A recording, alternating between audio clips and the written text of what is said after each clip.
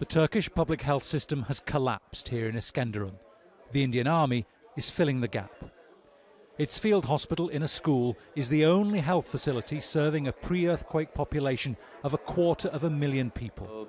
Initially we had traumas, loss of limb, head and chest traumas, patients who were buried in the rubble. We had to do an amputation to save a life of a patient. His leg was gangrenous. Then finally we have stabilized him and moved him to Adana. Now the patient profile is changing and now gradually more of the infectious diseases are coming in. The Turkish government has struggled to cope with a disaster of this scale, so its citizens are relying on aid from across the world.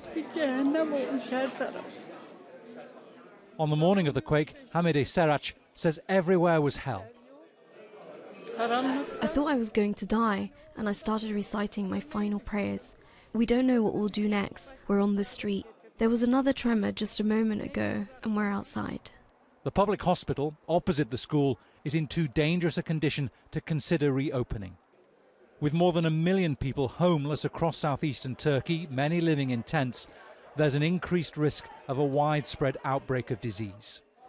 The Indian Army says it'll only consider leaving Turkey when the number of patients it's treating begins to level off. There's no sign of that happening now. Bernard Smith, Al Jazeera, Iskenderun.